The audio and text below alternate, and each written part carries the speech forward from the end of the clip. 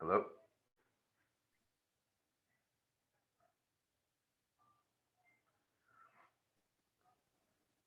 Who's here? Who's on?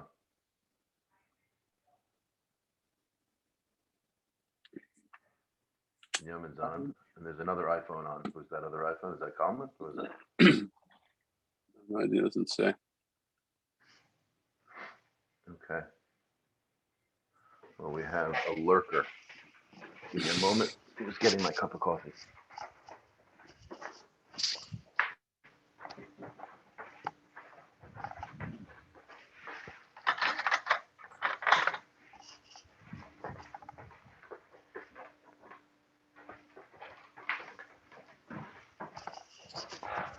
Oh, the lurker left.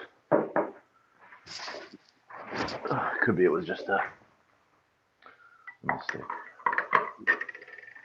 Okay.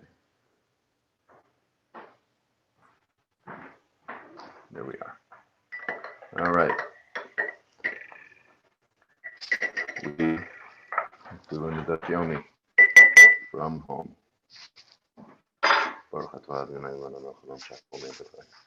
Man.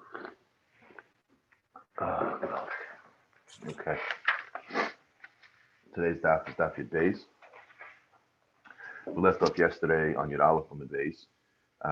We got a little farther than I want to start from, but the sugya really starts from Ha'arisin. So we'll pick up from over there. I'm at Aleph. I'm a base. Yeah, and we'll try to get to the Mishnah on Yud Beis and the base. And you have till 8. What time? 8:15, 8:20. Okay. That gives us 40 minutes, 35, 40 minutes. Okay. I'm trying to be quick with it. So it said yesterday in the Gemara, Ha'arisin, we're in the middle of a brisa that was discussing the halachos of an avel. An avel is aser b'malacha. He's not allowed to do malacha.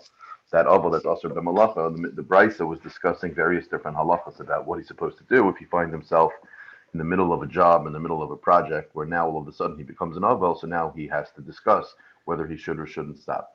So it said in the brisa like this. It's the third wide line. Ha'arisin, v'ha'chakirin, v'ha'kablan. These are all various different types of workers where the issue that's there is that although they themselves are working pretty much for themselves, either they're a sharecropper or they're renting the land to use it to profit from, or they're being hired for a project like a contractor of some type. In all of those scenarios, the halacha is Hare Elu Ya'asu Acherim Bishvilim. They should not continue working, rather they should stop doing the work and they should find someone else to do the work on their behalf. And the reason is because that they're also b'malacha. And although normally we would say that even others can't do the work for them, but since people are going to lose out if they stop the work, for instance, their clients or the people that are paying rent to, or the other partners in their sharecropping business are going to lose out. So therefore we allow the work to continue to be done, but it has to be done through other people. Continues the brisa and says, Hachmarin v'agmalin v'asvanim. If you have a person whose main business is he rents out donkeys, he rents out camels, for working or for traveling, v'hasfanim, or he rents out boats, yachts, whatever it is.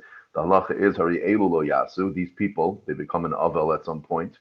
They are not allowed to continue doing that work again because malacha is also for an avel. V'im hayu muchkarin or muskarin if they had already started a job. Let's say they rented out a camel or a boat or whatever it is for 30 days or something like that, and now 10 days in, they become an avel. That person shouldn't stop the work, rather should continue the work to the end of that job, because again, the issue here is that if they were to stop in the middle, they're going to make the clients lose out. They've already paid good money for whatever it is they're supposed to do. You can't exactly say, well, I'm not allowed to do work anymore, so therefore I'm going to stop.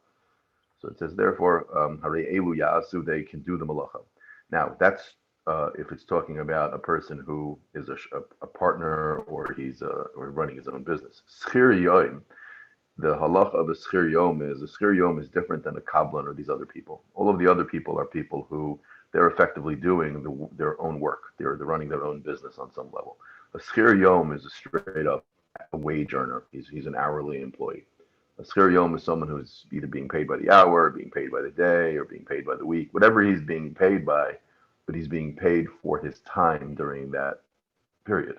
So the basic understanding of a schir yom is, if I'm your employer, I own you, so to speak. I own your work. for the time that I hire you.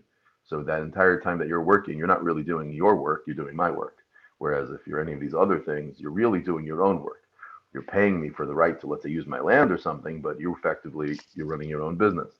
So schir yom, then we say he can't do malacha at all if he becomes an avel. Afilu bi'ira cheres lo yaseh, meaning his isser is he's not allowed to do work, and not only is he not allowed to do work, but if he's in someone else's city where no one's going to even know that he's an avel, and maybe you might say that there's no maris ayin even, he still can't do the work, meaning his isser malacha is real.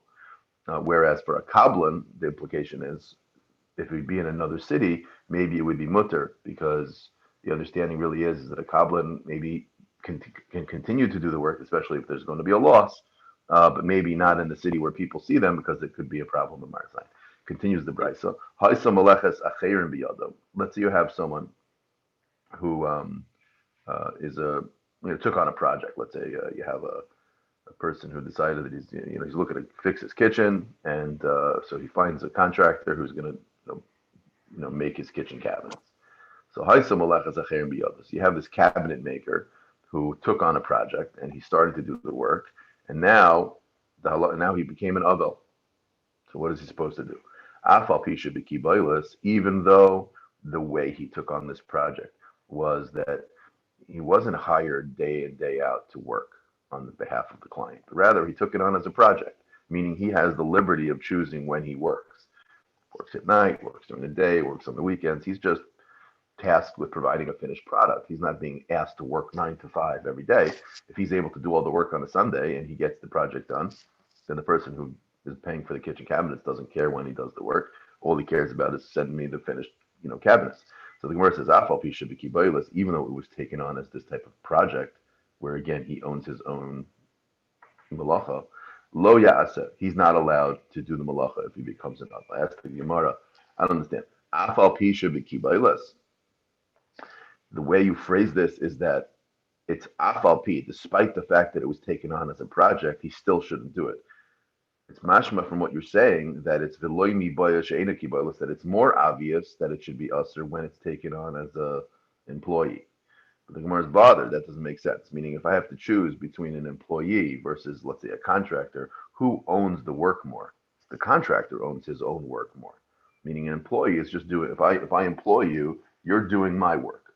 Whereas if I hire you as a contractor, you're doing your work, right? That's the difference, right? So if let's say not talk about us, but if a person's an avel, it's significantly more likely that what he's doing is usher if what he's doing is his work. But if he's doing someone else's work, there could be an argument that maybe he doesn't have a right to stop. So the Gemara says, what do you mean afal pi should be kibaylis? It's mutter. It's despite the fact that it's kibaylis, it's mutter, right? So sorry, usher. So the Gemara explains adarabba kibaylis kididei dami. A person who's working on a project, it's literally like he's working for himself, and so that for sure should be usher. So the Gemara says, you're right. Let's change it. Ela ema bein kibaylis bein she'ena kibaylis layasa. Whether he's doing it as a project, meaning it's his own work, or he's doing it as an employee and he's doing the work of the owner, the halacha is if he becomes an avel, the halacha is that he has to stop the work. He shouldn't continue building the cabinets. However, in that scenario, let's say you have such a person, took on a project, and now he's in the middle of the project and he becomes an avel. So we said just a moment ago, he has to stop doing the work. What if he has his own people, a friend of his who's doing the work on his behalf, right? And let's say that it's biyad acherim. So this basically means he's the cabinet maker. He's got maybe a partner, or maybe he has an employee who's taken the work home or something like that. So it's not at his place of work. It's not at his house. So what's the halacha? So bibbe, so in his own place of work, in his own house, lo yasu, he shouldn't do it because that's already a problem of marasai. And people are going to say that even though maybe someone else is working on it, since he's an avel and it's in his house, they're nervous. People are going to conclude that whatever work's being done, he's involved in also, and therefore it's a problem of marasai. Marasai meaning basically it's an issue that people are going to say that he's doing the work when he's really not, and they may conclude that an avel is allowed to do work. However, if it's the beis acher, if it's in someone else's house, then the halacha is ya'asu. He can do the malacha because there's no maris ayin problem, and it's in someone else's home, and that other person is doing it. So really, all that's happening here is he contracted with you to build a cabinet, and his partner's doing the work. It's in his partner's house. He's not doing anything. then it's going to be mutter because there's no marasayim problem and he's not doing the work. Therefore, it's okay. Picks up the Gemara from here. Marioin is a person. Marioin braid the Rabin, Umar braid the Ravacha braid the Rava. So these two people, you have Mar and you have Marioin. Marioin and Mar, they got into a business. Each one took an ox. They partnered up together, took both oxen, and they started like running a business. Like using their oxen for people. Like people had a farm, they needed a couple of oxen to go ahead and whatever it was, plow or do different things. So they would rent it out. They would hire it out to people. This is their business.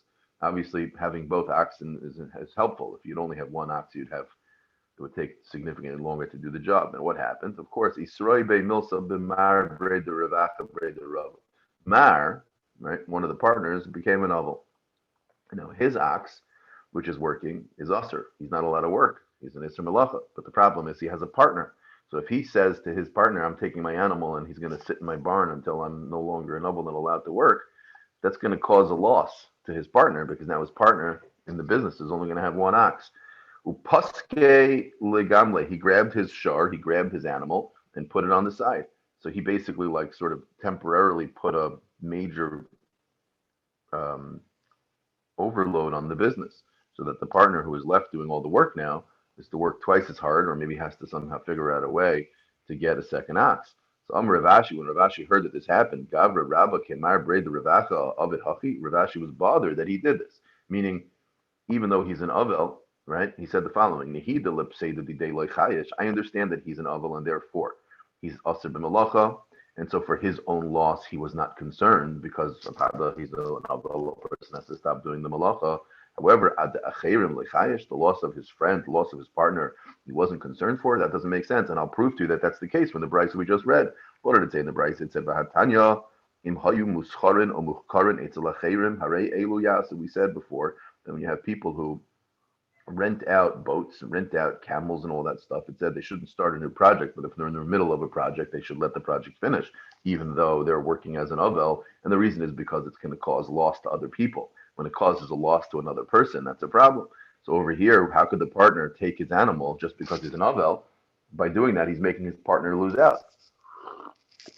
Or even perhaps maybe even the client who he took the ox off their case, he's making them lose out.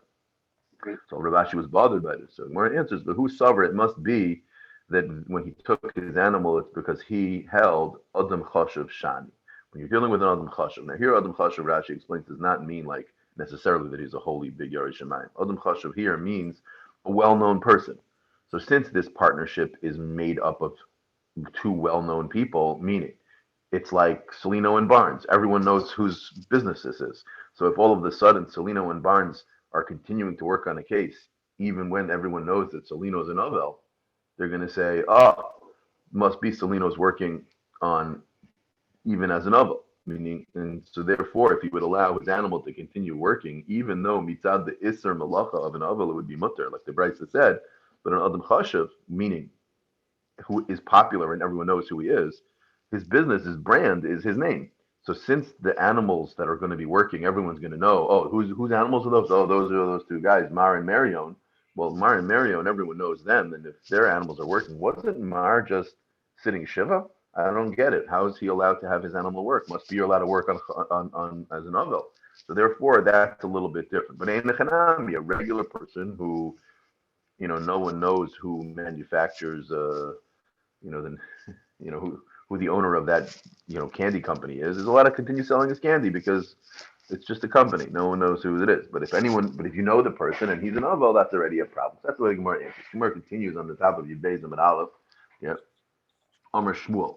So again, just very quick, brief hakdama here. So there's a distinction between, we said before, between a schir yom, a person who you employ on a hourly or daily basis, versus someone who you hire as a contractor to do a project for you. Now, there are many differences, but what's relevant for us is whose work is it?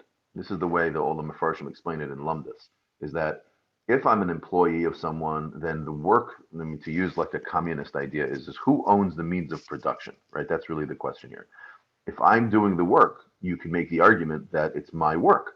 Well, it's only my work if the way I'm being paid by the person who's paying me isn't for my time, but rather I'm being paid for producing something. So if, Sure. let's say, I were to say to you, I want you to build for me, we'll use kitchen cabinets, that's a good example. I want you to, or a desk. I commission you to build me a custom office desk, right? So I'm not hiring you as an employee. I'm not paying you a W-2 wage. I'm not responsible for your safety. That's not my headache. You're selling me a desk. That's really what's going on here. And the fact that you have to go ahead and build it now, like let's say for instance, the custom made desk that I want, you happen to have exactly what I want in your showroom. Right. That's it. You could sell that to me. It's just that you don't happen to have the thing I want, so you now have to go and if I contract you to build my house or build a shed for me, I'm not asking you to come from 9 to 5 and work. I'm asking you to provide for me this shed. If you can get it, and you tell me it's going to take you 3 days, I don't care if it takes you 3 days of consecutive work all day. All I care is at the end of 3 days, you deliver me a shed. That's different than me saying, hey, I'm going to pay you $200 a day to build a shed for me, right? And because what happens if at the end of 3 days the shed's not built?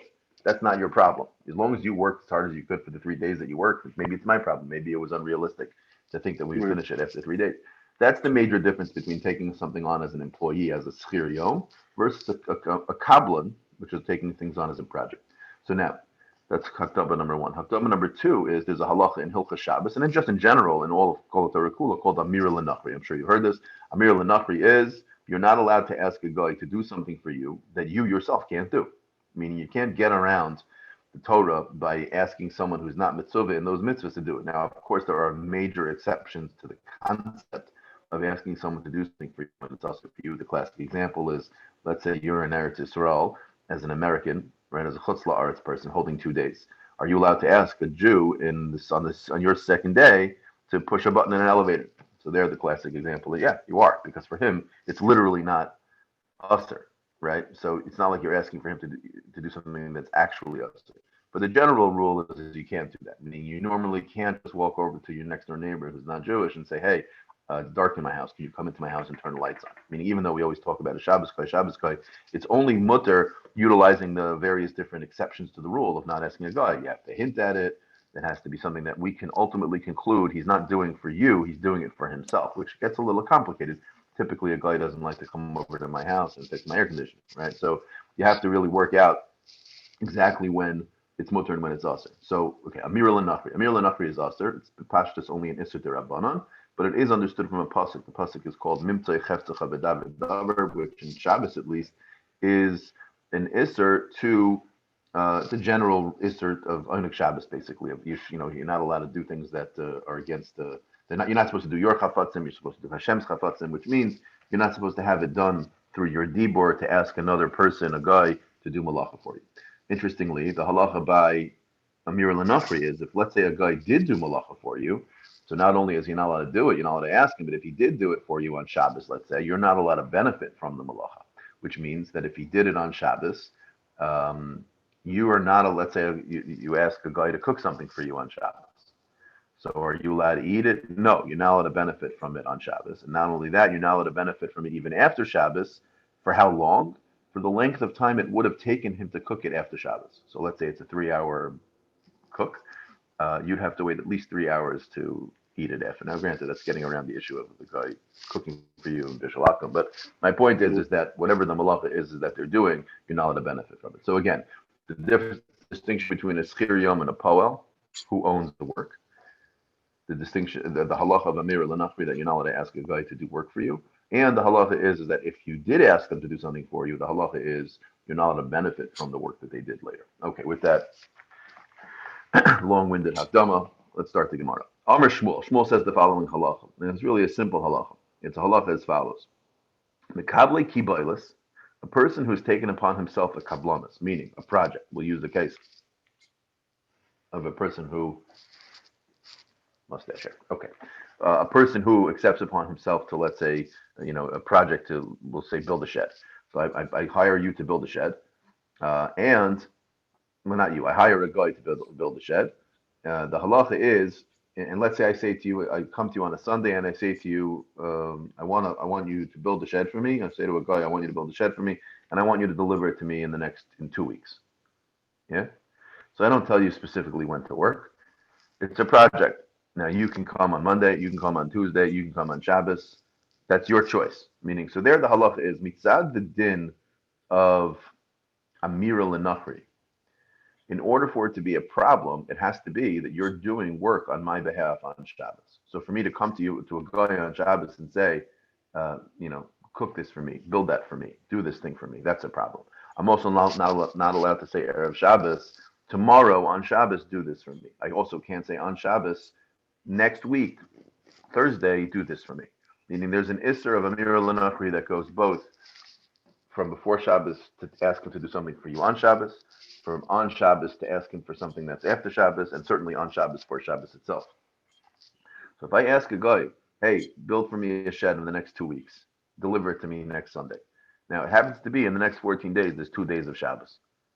If he chooses to work on Shabbos, is that me asking him to work for me on Shabbos, or is that him choosing to work during the next 14 days on Shabbos? So the halacha in Hilchos Shabbos, in Hilchos Amir L'Nachri is as long as I haven't asked him specifically to work on Shabbos, it's mutter, because it's big kablanas. Whereas if I hire him for the next 14 days, that he has to work for me every single day, that's a problem. Because then one of the days, or 2 of the days that he's working for me is Shabbos, and that's a problem with Amir L'Nachri. So Shmuel is telling us, Mikabli Kibaylis, a person who hires a guy to do a job for him, where Mitzadi Amir L'Nachri, there's no problem if I'm working on Shabbos, but there might be a Maris Ayin problem. Just imagine you're hiring your landscaper to come to your house on Shabbos to cut your grass. This is the perfect example. Am I allowed to have my landscaper cut my grass on Shabbos? I don't have a deal with him what day he's working. I pay him by the week. I pay you weekly, whatever it is, $40 a week to cut my grass. Sometimes he comes on a Tuesday, sometimes he comes on a Thursday, sometimes he comes on a Saturday. And we never made up what day he should come. I'm paying him for the week. I'm not even paying him for the week. I'm paying him a $40 a cut, and he's supposed to cut once a week. He has any choice of the week, any day of the week he can choose to do it. So the pashtus is he's allowed to do it. The question is, though, there is a separate issue potentially of Maris Ayin. Maybe someone will see that the landscaper is cutting my grass, and they'll think maybe I hired him specifically to cut the grass on Shabbos. And that's a problem of Maris Ayin. So it's two issues here. There's a Amir L'Nachri issue, but even if you get around the Amir L'Nachri issue, maybe there's an issue of Maris Ayin. So Shmuel says, Makable Kibolos, let's try this a fourth time. A person hires someone to do a project. Hire a landscaper to cut my grass. That's a better example. If the project is inside the tchum of the city, meaning it's in the city, so the work that's being done is around other Jews, then it's also Zak Shmuel. Why? Because of Maris Ayin. However, chutz l'tchum, if the work I'm asking him to do is outside the tchum, meaning it's outside the 2,000 amos at the end of the city, right? The inside the city and the surrounding area up to 2,000 amos is where people can walk, but beyond that, they're not allowed to go. Therefore, there's going to be very few, if any, Jews walking outside the tchum. Then the halacha is that's mutter, right? Why? Because there's no Maris Ayin. So again, Amir L'Nachri, it's not a problem because it's a project and he's choosing to work on whatever day he chooses, not the day I told him to. But if he ends up working on Shabbos, there's a problem of Maris Ayin. So what is Shmuel really saying? The way Hashem speaks this out is what Shmuel is saying is that if I hire a person to do work for me as a kabbalah, let's say a landscape artist, I say to him, hey, I need you to cut my grass once a week. If it's in the city, meaning my grass, which is my house, everyone knows where I live, everyone's Jews walking around, I have to say to him, please don't come on Shabbos. That's what it means. If it's inside the tchum and there's a Maris Ayin problem, it's usher. Therefore, if I'm going to hire him to do this work, I got to tell him, don't come on Shabbos. Whereas if, let's say I'm asking him to cut the grass for my rental property that's out of the city, right? No one's going to see what he's doing for me. There, it's mutter for me to ask him to do it, and I don't have to say, don't come on Shabbos. Okay? That's what Shmuel is basically saying. Amar of Papa, that this din of Shmuel, this that you're telling me that it's okay to have him cut the grass outside the tchum, that's only true. That's only true if there isn't another city that has its tchum that extends to that area. So even though my city doesn't extend there, but maybe there's another city that does. He says if any Jews walk there and the people will see a mezuzah on the door, they'll see someone cutting the grass. They don't have to know me. They just have to see that there's malacha being done on a property that's owned by a Jew. That's already a problem. But if there's a city that has that in its tchum, it's a problem, like I just said. Amr of Misharsha, and Rav Misharsha extends it even further, and he says, and even if there are no cities, meaning even if this area where the malacha is being done has no Jews walking by, Nami loy Amr, and it was only said, Ela b'Shabbosos v'yomim tovim, where there's a problem of tchum. Tchum prevents people from going outside that area. However, the loishchichi inshi the azil most people aren't going there. Aval b'cholo shel mayed on cholamayed. When there's no Isser Tchum, a person on Cholamayid takes a Cholamayid trip. You're allowed to go outside the Tchum on Cholamayid. Therefore, there's no problem of Tchum. So now people are going to actually pass by from our community. And therefore, there's going to be a problem. The Shchichi Inshi Da'azli V'Asul Hasam. Then it's going to be Aser because, again, you're going to run into Maris Ayin Shabbos. So just as a very simple summary over here, what Shmuel basically said was, Amir L'Nachri, it's mutter over here because you did it as a project and the guy is choosing one day to do it on. So it's not like you're asking him to work on Shabbos, but you have a separate issue of Maris Ayin. So he says, if the people are going to be passing by, it's a problem. So therefore, in your own town, you can't do it. But if it's outside the town, you can do it. And then we just had a couple of qualifiers, which was, you got to make sure that no Jews are going there, even from another city. Or you got to make sure that all you're talking about is Shabbos and Yontiv, where you actually have the limitation of Tchum. But if it's Cholamayid, then everyone's going to be passing by. Then you have the problem even in Cholamayid, which comes out very interesting. It'll be a Chumrah on Cholamayid that is bigger than Shabbos. On Shabbos, I'm allowed to ask a guy to work and cut my grass for me if it's out of town during once a week. If he happens to do it on Shabbos, not my problem. That's his choice, and there's no Marasayan problem, so it's mutter. But for me to ask a guy to do it, and now it's going to be that it's going to come out that he's going to choose to do it on Cholamayid, then I'd actually have to tell him, don't come on Cholamayid. Why? Because since people are going to pass by, because Cholamayid has no Isser Tchum, therefore I have to stop him. Okay, fine. The Gemara continues and says the story. Mar Zutra, who was a very chashav Amayra, Brei de Rav Nachman, Banu le apadna mekable kiboiles chutz l'tchum. He did this exact thing. He had a bunch of goyim go build him some big house outside the tchum, maybe a rental property or whatever it was. A padna is, I think, like a mansion or like a big building. So he had these goyim build for him a house outside the tchum of the city where he lived, meaning it sounds like it wasn't a Jewish neighborhood, probably like a rental property, whatever it was, or maybe it was his place, a vacation property. The point is, he had these goyim do it, and he said to them, I want you to build for me a home. And turned out that it was done by kibaylas, meaning in a way where there's no Amir L'Nachri problems if they decided to work on Shabbos. And it's outside the Tchum, so there's no Maris Ayin problem. So Ikla Rav Safra Rav Huna Bar Chinana v'lei alu legabe. So his two friends, Rav Safra and Rav Huna Bar Chinana, also chashav people, went to go see his house, but they didn't go inside. They wanted to see it, but they didn't want to go inside and benefit from it, meaning they were treating it as if the fact that they worked it on Shabbos means it's Asr Bahana. I can't go inside. Not only that, the Gemara says, there are those that say, Hu Nami, Mar Zutra himself, Loy Al Begava, never went inside the house. Meaning, it seems they all treated it as if this house, which was worked on Shabbos, shouldn't have been worked.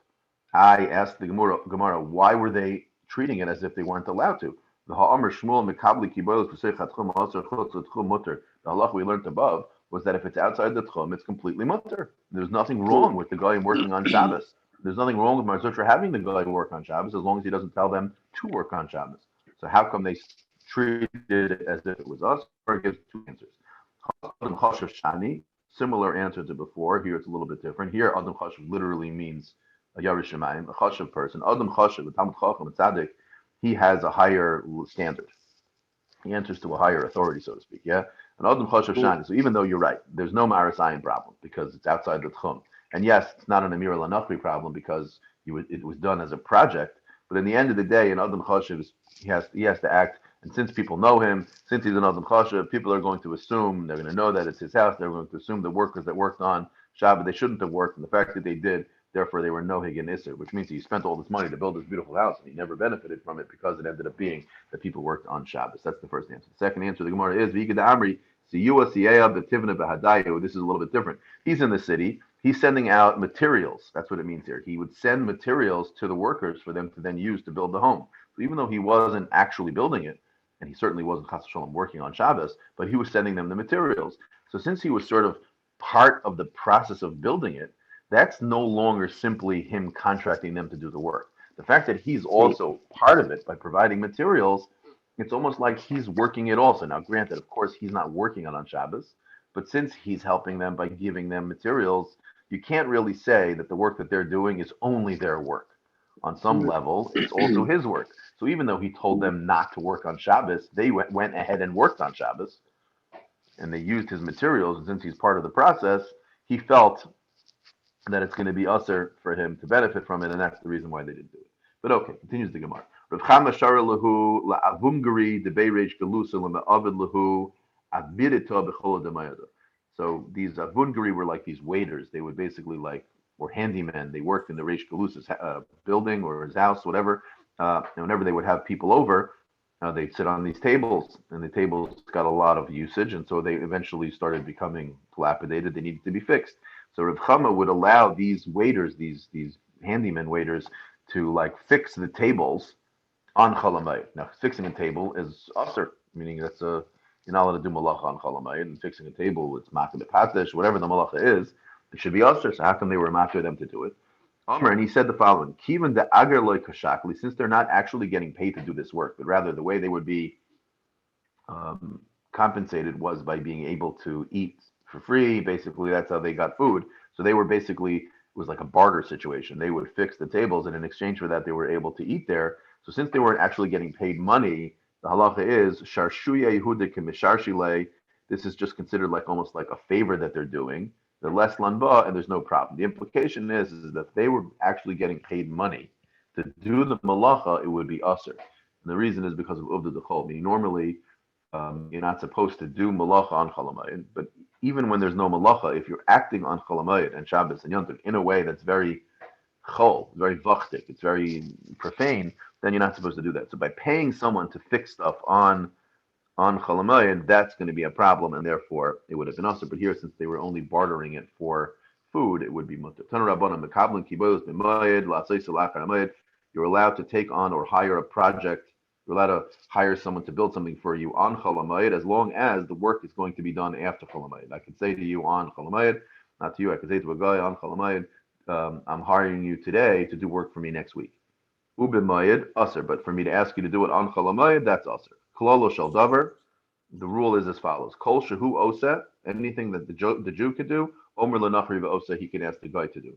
Kol she'ena osa, anything he can't do, ena omer lenachri osa, he can't ask the guy to do, like we said earlier. Tanya Idach, another brayso mekablan kibos b'moed. A person can hire a guy to do malach for him.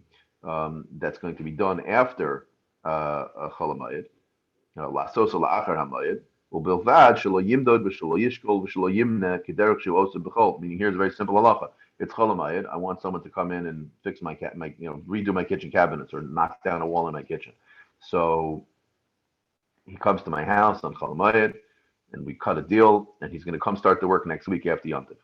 But he's here in the house. He takes out his tape measure and he starts, measuring how big is it? What am I going to? He's trying to estimate this. Is it, whatever. That already is a problem. If he's going to start taking out his tape measure and start measuring and counting and figuring all the cheshbonos out, that's a problem. If you have a male and female animal and you're obviously trying to breed them because you want to have more animals, so that's a malacha. It's a malacha of the extra tircha on cholamayid. Am I allowed to take this male animal, bring it over to the female animal in order for them to get together to have an offspring? So the halacha is ein marviin behema b'chol shalmad. You're not allowed to do that on cholamayid because of tircha. We said earlier, you're not allowed to do tircha on cholamayid. However, not only that, kiyotzebo ein marviin b'bchar, the loy b'psulim mikdashin. If you have a b'char which has a hegdish status, or you have a hegdish that became puzzle, and now it still has both of these we learned that from Sukkim, they're aser b'malacha. You're not allowed to work those animals. So since you're not allowed to work those animals and you're not allowed to do work with those animals, therefore you can't be marvia with them. So this has nothing to do with cholamayid. This is just simply, even just during the week, you wouldn't be allowed to do this type of malacha of breeding them. Tanya Edach, another brayso, ein marviin behema b'chol shalmoed, like we just said, you can't bring the male to the female on cholamayid because of the tircha involved. However, Yehuda says, Yehuda oimer chamayra, if we're talking about a female donkey, shetava, that's in heat, right? Meaning its cycle is right now ready for it to become pregnant. Then the halacha is you can be marvian olazach. You are actually allowed to do that. Why? Bishvil shaloi titztanin, because it's considered a davar of it. It's considered a great loss. because the cycle does not come very often. And therefore, since it doesn't come very often, if she happens to be in heat on Cholamayid, you'd be allowed to do this malacha because it's a major loss if you can't have your donkey have more offspring because you need it for your business. It's a major loss, and so therefore you'd be allowed to do this. This is no different than we said earlier about a business deal where a person's going to lose a lot of money. The shakol behemoth, however, all other animals, he agrees, machnis and osam lipkaros, you're allowed to bring them into the pen to have them do it on their own, but you can't bring the male animal to the female in order for it to breed. Tana Rabbanu Nubraisa Imedairin. You're not allowed to bring animals or have goyim bring. Sorry, you're not allowed to bring animals that are going to go onto your field and they're going to fertilize through when they go to the bathroom, their manure is going to fertilize the field. So you're not allowed to do that. You're not allowed to bring the animal over to the field in order so that they should do their business, and then the manure is going to fertilize your field on Shabbos, on any of these days with this malacha. However, if the animals came on their own and did it, meaning let's say like goyim who own these animals are passing through and they now want to go onto your field, you're allowed to let them go. You don't have to stop them. And if it turns out that they end up fertilizing your field, it's mutter. However, it says over here, the ain misayin so you can't do anything to help the animals or to help the people. They moser lehem shomer, you can't provide them with someone to watch over l'na'er es tzonim, to watch their sheep. Because basically, if you do that, then it's like you're almost encouraging them to do it, and it's a problem of like having them do the malacha for you on your behalf. So as long as they're doing it on their own, it's mutter. Haya schir Shabbos, if he was, let's say, a weekly, let's say the person who was bringing the animals was someone who I hired to do work for me for the week, schir chodesh, or for the month, schir shana, or for the year, schir shavua, which here means shmita, or for the whole shmita cycle, meaning basically he's an employee of mine. Then the halacha is misayin and osan umoser lehem shomer lenaris tona, because since he's doing the malacha, I'm hiring him to do the work. He doesn't have to do it on Shabbos. He could do it on a Tuesday. The fact that he's doing it on Shabbos, that's his work, not my work. I'm just paying him to do it once a week. This is basically no different than a landscape guy cutting my grass. The guy who cuts my grass, I didn't tell him what day to do it. He decided to do it on Shabbos. So if my landscape guy's out over here, let's leave the Maris Ayin Shaila out for a second. If he's out there, I'm allowed to give him a cup of water. I'm allowed to give him something that a towel to wipe his feet or something like that. I'm allowed to help him. I'm allowed to whatever it is, because he's not working for me. He's working for himself, and therefore it's not going to be a problem. Rebbe Omer, he says a different halacha. Rebbe says, and the way most unfortunately explain this is a separate statement. B'Shabbos b'tova, if a person finds himself in such a situation where he's having these animals on his property, and let's say we said before it's usher for me to help these goyim who bring their animals, just so happens to come onto my property. But let's say another guy wants to help that guy out, and he's not doing it as like a project, right? So I'm not allowed to pay him. However, so on Shabbos, I'm allowed to give him betova hakaras hatov. If he does it, I'm allowed to say thank you. Yontiv, if it's on Yontiv, it's a little bit lighter of a chumrah of the malach on Yontiv. Therefore, I'm not allowed to pay him money, but I can give him food. Mezainis. B'mayid and achalamayid, here I can even pay him b'schar. Rabbi Yosef Hilchos Rabbi Halach like Rabbi. All right, continues the new Mishnah. V'chein mi shahaya yenoi b'soich habor. Here with the Mishnah earlier, yesterday's Mishnah. You have to go. Don't have to go. Yeah. Yeah. Okay. All right. So I'm going to continue here. You go, and I'll just continue for the. Okay. All right. Awesome. Continues the Mishnah. So we had said yesterday, in the end of Yud Aleph Amud Beis, the Mishnah that started the parak was the Mishnah of Misha Hafach Ezesav, someone who had his olives in an olive press, and all of a sudden he became an avel, or for whatever reason he found himself in a situation where his olives were put up into the press, and now he's also b'malacha because it's chalamayid, meaning he was prepping to do the work before chalamayid, before yontiv, and an onus happened, or his workers didn't show up, and he found himself in a scenario where now the olives are, if they're not pressed on chalamayid, he's going to have a major davra of it. So it said in the Mishnah, there was a machlekes between Rabbi Yehuda and Rabbi Yossi. That Rabbi Yehuda is of the opinion that although you are allowed to press them a little bit to make sure that you don't have a major loss, but that's it. You don't have a heter to continue pressing them all the way through. You have to employ some type of a shinui. Whereas Rabbi Yossi Omer, no. He said you can completely zolef, the gomer, the gaf kedarka, you can completely finish the process on cholamayid in order to prevent any type of loss. Our Mishnah is going to be discussing that exact same halacha, but it's going to be discussing it b'negea wine. And we'll see in the Gemara why we needed to have a repeat. Says the Mishnah, "V'chein mi shahayayena b'soch habar." A person has all of his grapes inside the pit. The iru avel, and he became an avel, so now he's not allowed to go and press the grapes to get the juice out to make wine. Onus, or an onus happened, or shehituhu, or his workers didn't show. Whatever the scenario is, where now he has an iser malacha. So either he's an avel and he's also malacha, or it's yontiv now, or chalamayit, sorry, and he would be also malacha. So Zok the Mishnah, Zolef the Gomer the Gaf Kedar Ketiv Rabbi Yossi, even though before Rabbi Yossi was Rabbi Yossi was the seifa there, but whatever. Okay, Rabbi Yossi says you don't have to employ a shino, you can continue pressing them, getting the juice out, putting them into a barrel and sealing them up. No, you can take a piece of wood or a flat piece of panel of wood and cover the barrels because, or let's say the juice is already squeezed out of the grapes, but now it's just sitting in the pit. You can cover it with this sheet of wood, but you can't seal it up, meaning you can prevent the major hefsid, but you can't prevent all of the hefsid, meaning you have to employ some type of machinery. Why? Bishvil shelo yachmitz, in order that it doesn't become vinegar, it shouldn't go bad. So you see it's a machlekes, and it's really the same machlekes from before. For the Gemara utzricha, and I need both. Why? The yashmin and kamaisa. If all I would teach you is the case of olives, behahi k'amar Rabbi Yossi, I would think only over there did Rabbi Yossi say you don't need a shinoi. Bishum de mishcha nafish pseida, because there's considered a much greater loss there. You literally lose everything.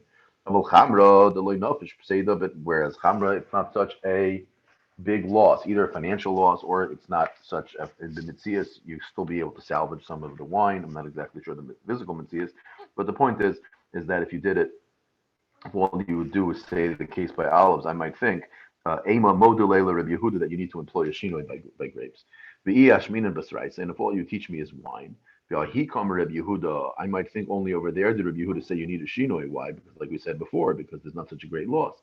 Aval bahach, but by the case of the olives, where you're talking about losing oil, where there's a much bigger hefsid, I might think Ema modulela Rabbi Yossi that you don't need a shinoi, therefore tzricha I need both. Man tana shina bin moed b'davar ha'avid. Who is the shita? This is something we saw earlier on yesterday's daf. Who is the Tana who holds that when you're talking about in Cholamayah, the Isser Malacha, that we say it's mutter if it's a Davar Ha'avid, who is the shita who holds that you need to employ a shinoi, which we just now learned? Rabbi Yehuda, Zakta Braiso, Zakta Yitzchak, Deloi Rabbi Yossi. That's not Rabbi Yossi, meaning it's Rabbi Yehuda, Rabbi Yosef, Halach, Rabbi Yossi. Rabbi Yosef says the halacha is like Rabbi Yossi, and it seems that's the way we pass it, although we'll see on the base whether that's completely true. What's the halacha? Is the person allowed to seal up a barrel of shechar, of beer, on cholamayit? Meaning we see, according to Rabbi Yossi at least, you're allowed to seal up oil, and you're allowed to seal up wine. What about beer? Amr lahu Sinai. Sinai here is referring to Rabbi Yosef. Rabbi Yosef, the one who said before that halacha is like Rabbi Yossi, he said, what do you mean? He said to him, Sinai Amar halach ki Rabbi Yossi. Sinai said that the halacha is like Rabbi Yossi. So obviously that's the answer. Amar de Amar Rabbi Yossi b'chamra. He says no, but maybe when we say the halacha is like Rabbi Yossi, maybe we only say you don't need to employ a shinoi. By chamra, meaning by wine. Why? B'shechra mi Amar. He never said it by shechra. Then he says back to him, Chamra my taimamai, what's the reason why by wine? He said it's mutter, not even needing a shino because of a davar oven. Yishum de nafish pseida, because it's a big law. Shikra nami is b'pseida. And what's the raya that shikra also has a pseida? Abaye said, Amrli aim. Abaye was well known as he was raised by a foster mother. So this, when he says here Amrli aim, he didn't say Amrli imi. He says Amrli aim. He says mother, right? He always quoted a lot from her. He learned a lot from her. He says, "Amrli aim." His stepmother said, not stepmother, his foster mother said, "Barshis sabi v'shia," meaning if you have 6 saw of wine that is sealed, is better than mi bar tmani 8 of them below shia not sealed. Meaning you see, better to have 6 of sealed than 8 of unsealed, because obviously 8 of unsealed is going to go bad. And therefore, you see it's a big hefsid. So since you see it's a big hefsid, that's what we mean to say. That just like the halacha like Rabbi Yossi b'negei wine, we'll say the same thing by beer. Amar Rav Chama bar Gurya Amar Rav. Chama bar Gurya Amar Rav said the following halacha. Interesting comparison. Hilchas Moed, Hilchas Kusin. The halacha of Moed, the halacha of Chol Moed, is like the halacha of Kusin. Kusin had this strange halacha. They were gerim, and then eventually it was decided upon them that their geris, after hundreds of years, was considered not a good geris. The point is that it's confusing halachas, and you can't. And the comparison here, we'll see in a second, is that just like you can't understand some of the extrapolations by a kusi, so too the Hilchos Moed have complicated details in it that you cannot easily extrapolate or maybe dam and milsa la milsa in Hilchos Moed. And he gives an example. So he says like this: Hilchos Moed ki Hilchos Kusim b'halacha. So ask the Gemara, what do you mean? Lamai Hilchos, what are you referring to? Amar of Daniel Barktino Merav. Loimer shehina kuros. These halachas are sterile, meaning that they themselves cannot be. You cannot treat one halacha as a birth to another halacha. That's what it means. Akuros. They're sterile. Vein lemeidos zumizu, and he gives an example. The Amr Shmuel said the following halacha: Zoifsin kuzasa. You can seal up a jug. However, vein zoifisin chavisa. So Shmuel says you can seal up a jug which is smaller. However, you cannot seal up a chavisa, a barrel. Rav Dimi minaharda Omar, he went the opposite. Zoifsin chavisa, you can seal up a barrel. The ain zoifsin kuza, so you can't seal up a jug. Now, what's the nafkamina between the two? Mar, the one who says that a barrel you can seal up, right? That's the sheet of Rav Dimi. He holds chayish l'pseida. His concern is that if you don't seal a barrel, since the barrel is bigger, his more concern is about pseida, about loss, and so therefore he says you're allowed to go ahead and deal with the barrel. Whereas Mar Shmuel, he's the one who says that you can only seal a jug, you can't seal a barrel. He is chayish l'tircha. His concern is tircha, and sealing up a barrel is significantly harder than sealing up a jug. So he's only matir sealing up a jug. So the point is that you see that the halachas, is a machlekes here. The halachas are very, very subtle. What is really the difference between a jug and a barrel? Is basically the same things, and yet still you can't just assume just because I can seal up a jug, I should be able to seal up a barrel. Because maybe the only reason why it's a jug is okay is because of tircha, not because of hefsid. But maybe the only reason why I can seal up a barrel is because of hefsid and not because of tircha. So you have to sort of work it out, and therefore it's not so simple to just assume that if I see the halacha is like one thing somewhere, let's say for instance like the example we just saw earlier about sheikhar, maybe sheikhar should be aser. So there, he's just pointing out that it's not always very obvious, and therefore he's comparing it to the halachas of the kusi. Whereas Omar Abaye, he had a different comparison. Naktina and Hilchas Moed ki Hilchas Shabbos, that the halachas of Chol Moed are like the halachas of Shabbos, and in what way is that true? Meaning that yesh mehen potter avalas or yesh mehen mutter lechatchila. Meaning, whereas in other halachas it's usually chayev and potter or aser and mutter, in Hilchas Shabbos we say that there are times when something is mutter lechatchila, and there are times when it's potter avalas where it's aser, but with the evid you're not chayev. So too we're going to say the same thing about chalamayit, that there are times when it's aser lechatchila, mutter lechatchila. There are times when it's aser lechatchila, but b'di eved, it's okay. It's a pater avalos situation. That's the only comparison. Okay, Rav Huna, chatzdu lechatzda b'mayid. He had on his behalf, let's say, Goyim went ahead and harvested his field on Cholamayid.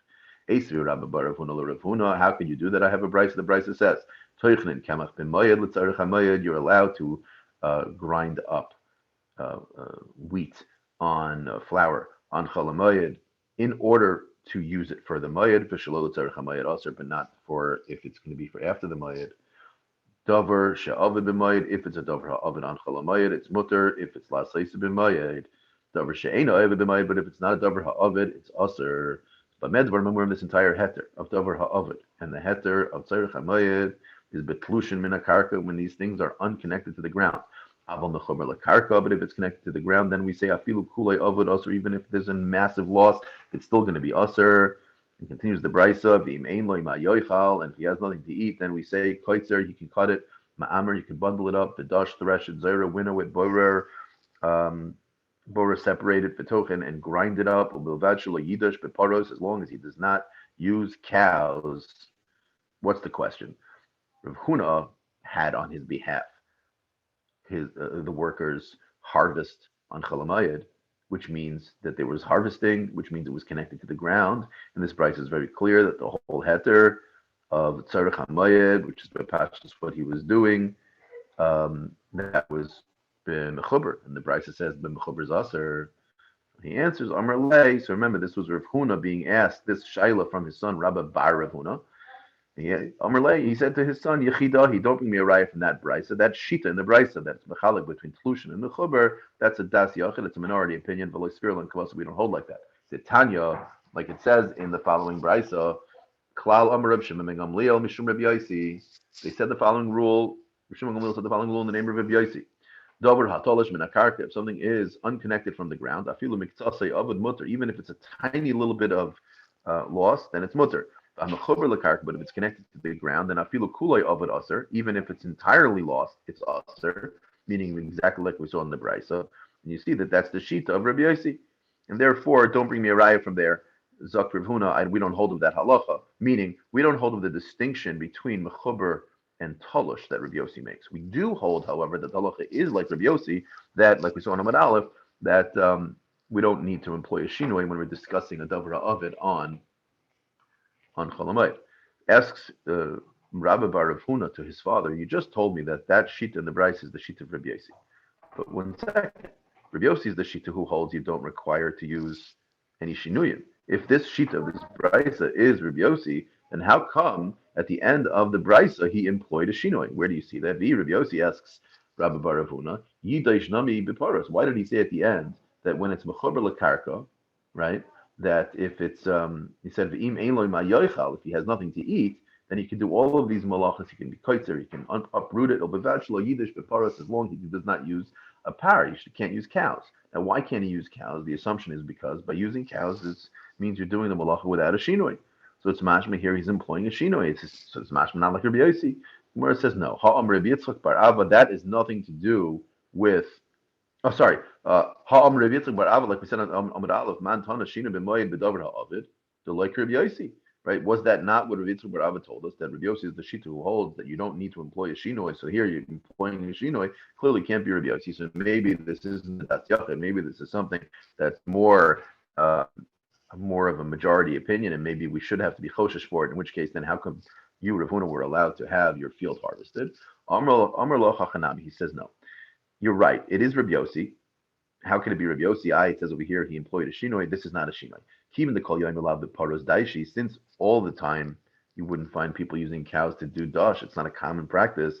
Ha'idna nami lav shinoi here. It's not called a shinoi. Meaning what? Meaning he says the reason why he employed the rule in the brisa that you shouldn't use a cow to do dash was not in order to prevent her from being a normal act and requiring a shinoi, but rather it's not a shinoi. The reason why he did it was by using a cow, it's going to bring attention. It's referred to in halacha as the avsha milsa. It's basically you're creating a lot of noise. There's going to be a lot of coal that you're doing malacha. It's a din derabanan. You're not supposed to do that, but it really has nothing to do with that halacha. And la'olam, really, this is the Rabbi Yossi, and it's a das yachid. We don't paskin like it, and therefore it was okay for Rav Huna to do what he did.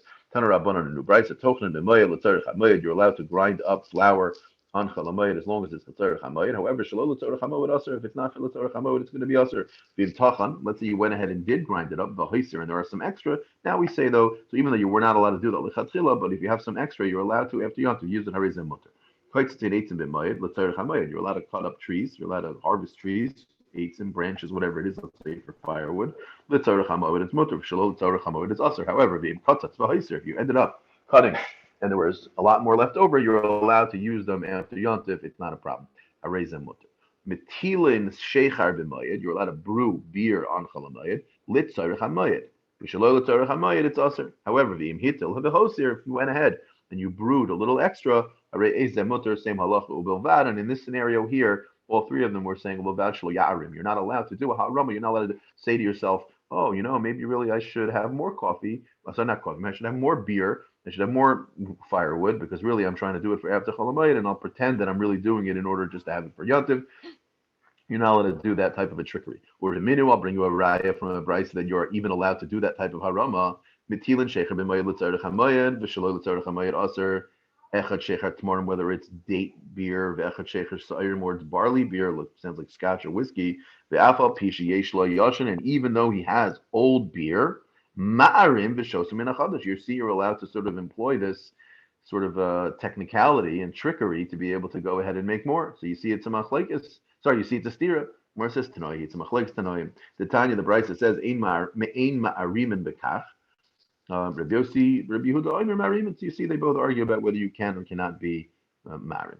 Rav, back to the din of being chatzdi lechatzdi b'mayada. Rav Huna did it before. Now Rav chatzdi lechatzdi b'chola b'mayada. He had his field harvested on chalamayit. Shama Shmuel, and Shmuel heard ikbit, and he was bothered. He says it's aser. Lema Shmuel kichidas v'yirlei. It's mashma that Shmuel is bothered because he must hold like that price we brought earlier. earlier, which is like Rabbi Yossi has a das yachin, which is a kasha. Why would Shmuel hold like a das yachin? Well, it says low. He doesn't hold like Rabbi Yossi. It says he wasn't bothered because of the fact that he was holding like that shita. He holds that really it's chatzda dechiti havi, delay havi pasit, meaning the whole brisa above earlier, which we were discussing, was only about the heter of doing it when it's a davar ha'avid, and that davar ha'avid is only going to exist when it's talking about a barley field. However, if it's a wheat field, apparently the wheat field is not such much of a davar ha'avid by not harvesting it, and he could wait till after chalamayit, and therefore he held halach lamaisa, it wasn't a hefsid, and therefore he shouldn't have done it. The Rav, my time of it hachi. So if that's true, then why did Rav Taka do that? Where it says, Ein loy ma yoichel have nebuch. Rav didn't have enough food to eat, and therefore for him it was mutter, whereas for Shmuel it was aser. It was Shmuel, why was Shmuel makbid then? The Shmuel knows that Rav doesn't have, and how could Shmuel not know? Where it says with Shmuel, loy saimua kamei. He wasn't aware. He didn't know that he didn't have that food, and therefore he didn't realize that for him it was mutter. So when he heard that he did it, he was bothered. But really, if he would have known that Rav didn't have anything to eat, he would have understood that it's mutter. Inami, another answer. The answer is Adam Chashav Shani. Similar answer to what we said before, that even though Maker had did, it was mutter for Rav to do it. Shmuel held that Rav was an Adam Chashav, and therefore he shouldn't have done it. Rabbi Yehuda Nesiya, I think his grandson or great grandson of the Rabbi Yehuda Nasi, Nafak bechumra sad the Medushi. He went outside on Shabbos wearing like a ring or a seal that was made of like a coral, whatever special type of material. The point is that he went outside wearing something. The Ishti Maya the Achim Kipela Arma, and he drank water that was warmed up by a cook, a goyish cook. And this was all done on Shabbos. So he's outside on Shabbos. Maybe there's an Erev problem. Maybe there's being nana from Allah on Shabbos. Shomer Rav Ami, Ikbid. Rav Ami heard that he had done such a thing and he was very upset about it. Amar Rav Yosef, my time at Ikbid, why was he bothered? Imisham Chumras of the Medusha, if it's because of an Erev in Shaila Hat Tanya, we learned in a Brisa, Hashirin, bracelets, Nizamim, nose rings, Vahtavos, and regular rings, Hariain, Kecholakemim, and Itlum, the Chatzar. They're considered like a kli that you're allowed to carry in the Chatzar. There's no problem over there. Maybe it's not a mukta shayla, not exactly 100%, but the point it was mutter for him to carry it. And imishum de ishti maya da achin kefela arma. And if you're talking about because he drank the warm water, the hot water that the Aramean cook made for him, ha'omer Shmuel bar Yitzchak amarav kol shenachal kamoshu chai. Meaning the issue here wasn't doing malacha. Here it seems the issue was that he was drinking something that was cooked by the goy because of bishul akov.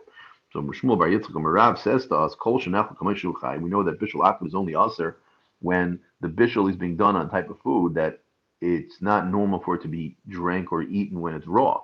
And so therefore the cooking has actually made it better. But if it's something that is eaten raw in a normal way, then the cooking of that thing, taking water, which is normally drinking cold or hot, and heating it up, that's not called bishul akum. Therefore it's mutter. So therefore that couldn't be the problem. So why was he makbid? That's right. He says, "Ein boy mishum b'shuli nachem." So therefore, why was he upset? Why was he bothered by what he did? Where it says, "No, also adam chashav shani." It's a little bit different. Amar of Chanan al Marav koitzitz adam dekel b'moed. A person's allowed to harvest or prune a palm tree on chalamayid. Afal pisha eno tzarich elo l'nesayir shaloi. Even though all he's doing is trying to get at the sawdust. I mean, he's not using it for anything other than just getting at the sawdust that he would use for the trees. And loyat Allah Abaye was bothered to do that because even though be'etzim it's mutter, let's say, it's such a small benefit that to do malach on chalamayit for such a small benefit, Abaye was not a big fan of this. Ravashi Havale Ava Bishalnaya, he had a forest in Bishalnaya, which is a place. Also, he went there to go ahead and cut down some trees. Amarle Rav Shila Mishalna Ravashi, and Rav Shila who lived there said to Ravashi, I don't understand. My daitach, what is your thinking in that you're allowed to go ahead and do what you did? The Kamar of Chanan al Marav, is it the fact that, like we just said earlier, that you're allowed to cut things down for the sawdust, and that's why you do it? Did not Abaye already say that you shouldn't do that? He was upset because it's not something you should do. Amar Le Rav Ashi said back to him, Loy Shmiel, meaning I never heard Abaye say that, but he was sort of winking at him, saying to himself as if maybe I did hear him, maybe I didn't hear him. However, Kloimar Loy severely, I disagree with Abaye and I hold it's mutter. However, at that moment, Ishtamet Narga, his axe that he was using to cut the tree, slipped. Boy lemifsike lashake, and it almost cut off his leg. So therefore, he saw that there was like a sign from Hashem that maybe he shouldn't be so cavalier with Abaye's opinion, and therefore Shavke, he left it alone. The Hadar Asa, and he only came back after Cholamayit was over. Rav Yehuda Shar Lame'aker Kisna. Rav Yehuda said it's mutter to take out the flax plants, Ulamiktul Kashusa, or to cut off the hops, which is usually used to make beer, Lame'aker Shumshimi, and to take out a sesame plant. Normally, a Weiler of Yosef Bishlam kids. Now, I understand flax is mutter because it's the lechapip. You can use it on cholamayit. It's the tzarech hamayit. You can use it for some type of a covering. And I understand kishusa is also okay because chazil shikra you can use it to make a beer. And obviously, you're going to have to assume that the beer is going to fertilize. It's going to ferment. Sorry, quick. Ella shumshimi lemay chazi. What's the heter to take out the sesame plant? Right? Meaning, what purpose does it really serve? Meaning, it can't be for the oil. The sesame oil takes too long for it to come out, and therefore it's not l'tzarech hamayit. It's going to be after the mayit. He says no. Chazil l'nizayeh de'izbu. There are seeds, and you can use the seeds. Apparently, in their times, it wasn't as common to use them as it is now. They must not have had sesame seed bagels. Rabbi Yanai hagalei hahu pardisa. Rabbi Yanai had a pardes, an orchard. Demata zimna bechol demayada, and its time for harvesting happened to fall out during cholamayit. And Katfe, and he went ahead on Chalamayit and harvested. Lishana, the next year, Shayua Kule Amala Pardesayu L'Chalamayit. Everyone else, after seeing that the previous year he went ahead and did his work on Chalamayit, everyone else said, you know what, hey, we're going to go ahead and do our work on Chalamayit also when we're off from doing our other jobs. And therefore, Afkire Rebbe Yanai Lepardesayu, who Shasa, when he saw that everyone was relying on what he did to now do all of their malach on Chalamayit, he was upset, and therefore he was mafkir his property. He went ahead and gave up rights to his property as almost like a self-punishment for being the reason why other people went ahead and did malacha on Chalamayit. We'll hold over here by the Mishnah and Daf Yomi pick from here tomorrow.